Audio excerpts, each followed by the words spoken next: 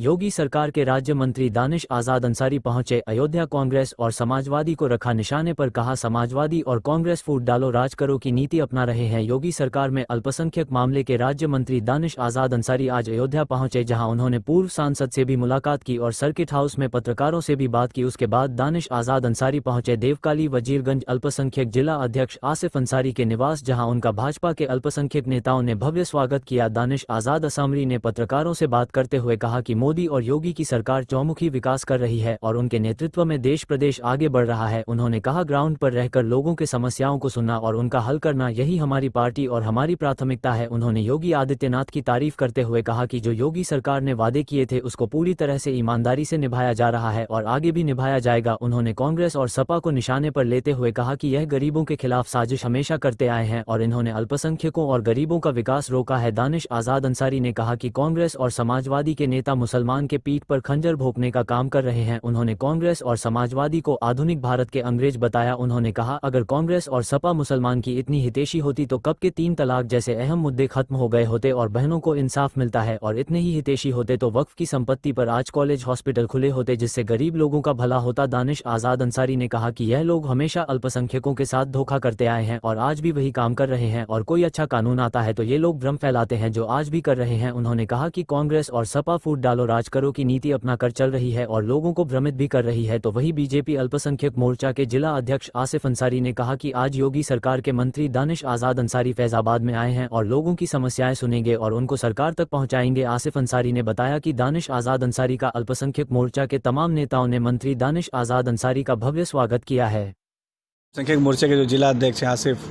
जी उनके आवास पे हैं, यहाँ तमाम हमारे अल्पसंख्यक समाज के नेताओं से मिलना, अल्पसंख्यक समाज के लोगों से मिलना, और मकसद ये है कि जो मोदी और योगी सरकार की जन कल्याणकारी नीतियाँ हैं ये धरातल तक पहुँचे, विकास के जो काम है धरातल तक पहुँचे, इन चीज़ों को सुनिश्चित करना हमारा एजेंडा है। मुख्यमंत्री योगी आदित्यनाथ जी के नेतृत्व में उत्तर प्रदेश के हर जनपद के सर्वांगीण विकास को हमने पूरी ईमानदारी से सुनिश्चित किया है। ग्राउंड पे जाके जनता के बीच में रह के जनता से जुड़े मुद्दों को हल करना ये हमारी प्राथमिकता है और इसी दिशा में आज हम जनपद अयोध्या में हैं। और यकीनन हमें लगता है कि जो वादा हमारी योगी सरकार ने जनता से किया था यहाँ के विकास का, उस वादे पे हमारी योगी सरकार पूरी तरीके से खरी उतरी है। नहीं, किसी प्रोमिनेंट व्यक्ति का कोई इस्तीफ़ा किसी भी राजनीतिक दल का नहीं देखने को मिला। कुछ खास लोग इसका विरोध जानबूझ के कर रहे हैं ताकि जो आम मुसलमान हैं उसके विकास को रोका जा सके। ये आज से ये साजिश नहीं रची जा रही है।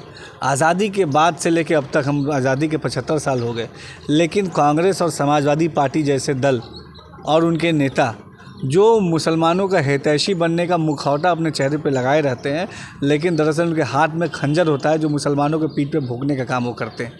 वही काम आज भी हो रहा है। अगर ये इतने हितैषी मुसलमानों के होते कांग्रेस और सपा के लोग, तो इनके कार्यकाल में मुसलमानों की शिक्षा के लिए ठोस काम हुए रहते। अगर ये हितैषी होते तो इनके कार्यकाल में ट्रिपल तलाक के दंश से हमारी बहनों को मुक्ति मिल गई होती, मुस्लिम बहनों को। अगर ये हमारे इतने हितैषी होते तो वक्फ की संपत्तियों पे आज स्कूल कॉलेज हॉस्पिटल खुले होते। लेकिन ये केवल और केवल फरेब करो और राज करो। एक अंग्रेज़ थे, आज़ादी से पहले एक अंग्रेज़ थे जो फूट डालो और राज करो की नीति अपनाते थे। आधुनिक भारत के अंग्रेज़ कांग्रेस पार्टी और समाजवादी पार्टी हैं जो भ्रमित करो और राज करो की नीति अपनाते हैं। उत्तर प्रदेश राज्य मंत्री दानिश आज़ाद अंसारी बड़े भाई, उनका अपने आवास पर हमने स्वागत किया है, उनका खैर पर मकदम किया है। ईद के उपलक्ष्य में कई बार हमने ईद में बुलाया था लेकिन नहीं आ पाए, और अब की बार उन्होंने हमारे यहाँ आया भी हमारे लिए बहुत सौभाग्य की बात है, इसलिए उनका स्वागत अभिनंदन करते हैं।